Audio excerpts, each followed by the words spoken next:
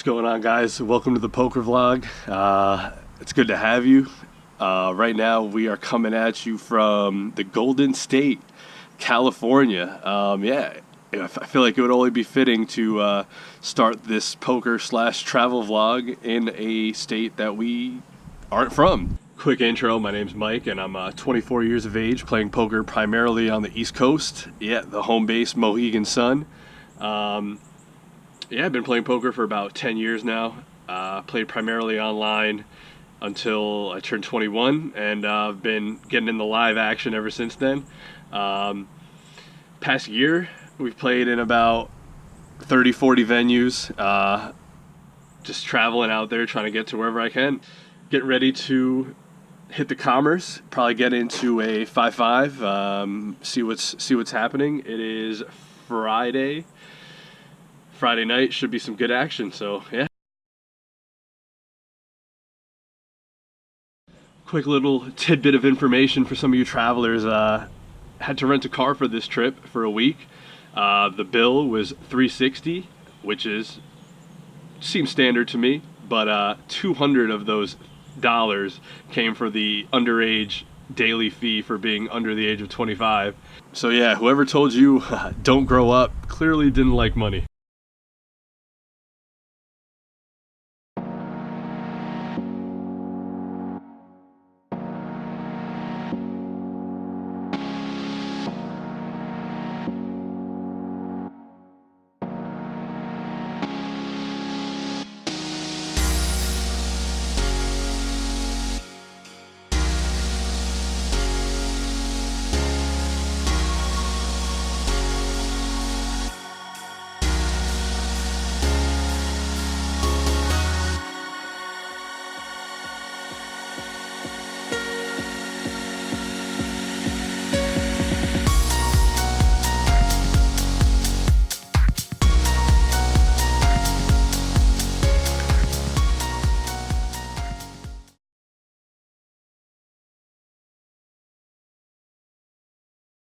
What's up, guys? It's been a couple of days, just wrapped up playing 20 hours worth of poker over the last 4 days. We got to play at 4 venues. We were at the Commerce, the Bike, Gardens, as well as Hollywood Park. So got some great action in the 5-5 games here in Southern California. So I'm gonna run through some hands. First up, at the Commerce, there was one interesting hand where there were 2 early position limps, and we looked down at pocket 3s for middle position. We limp along, one other player limps in late position until the small blind makes it 55 to go. The big blind folds, one of the early position limpers calls, and with another player behind us, it's probably gonna call if we call. I think this is pretty just profitable enough to make the call here to set mine. So we make the call here with pocket 3s, and the late position player comes along as well. The flop comes pretty decent for us. It's ace 6-3 with 2 spades. So the original raiser, the small blind, he checks. Early position limper checks, and pretty clear bet for us here. Could have gone a little bigger, but we made it 130 to go with about 500 in our stack. Late position folds, and then the small blind just rips it in there for $430. Early position quickly folds, and we have an easy call here. We make the call. Board ends up running out 10 jack, both diamonds, and we're in the clear when he rolls over queen jack of spades. So we hold there against the flush draw. Moving on to the Gardens, we play a hand where under the gun limps, the button limps, small blind checks, and we look down at pocket kings in the big blind. We raise it up to 35, and under the gun doesn't even think for 1 second before ripping it in for 560.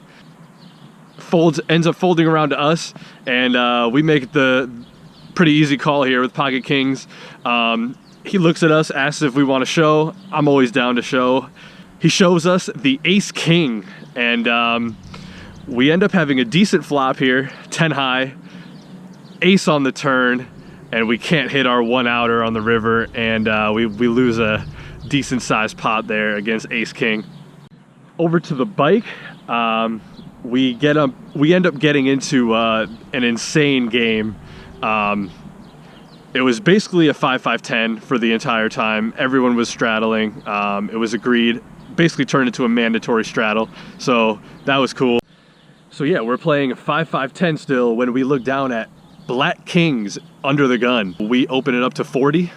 We get 2 callers in the field, and the button, who is the main villain in this hand, who is just a guy having fun, couple beers deep, guy you want in the hand, also makes the call on the button.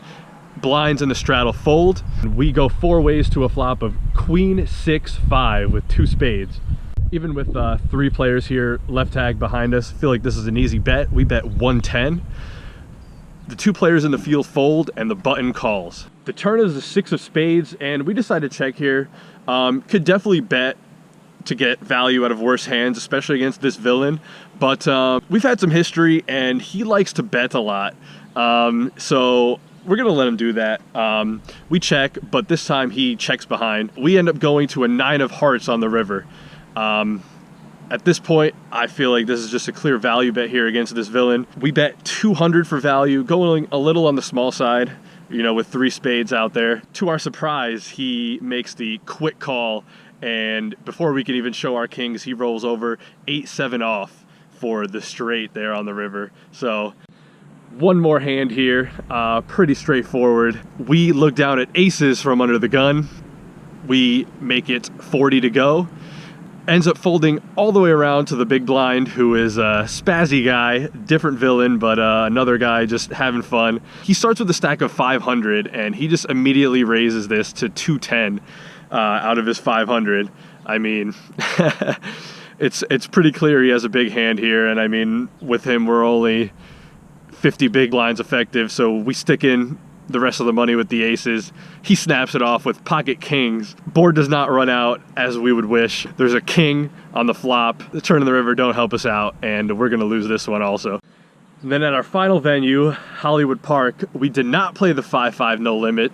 There was a 2-3 Big O game with $5 bring-in, which was running there, and that looked like a lot of fun. We did get to play one really straightforward hand. There's 3 limps in the field, and we looked down at ace deuce of diamonds with 3 other small cards in the small blind.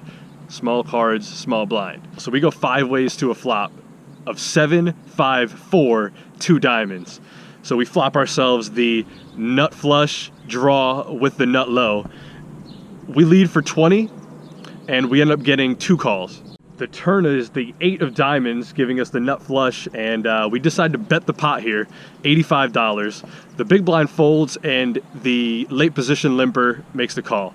The river is the 9 of diamonds, so it does bring out a couple of straight flush draw combinations there, but not enough to deter us. We bet 250, which is just about the size of the pot, and our opponent ends up going pretty deep into the tank, and he ends up making the call after about a minute. So pretty nice sized pot there we get to take down in our little mix game. So yeah, overall for the trip ended up netting a loss of $18. So pretty much as close to break even as you can get. I had a great time out here, caught some great footage. Really looking forward to getting you guys more casino footage moving forward. Definitely look for that next time, and yeah, hope to see you guys soon.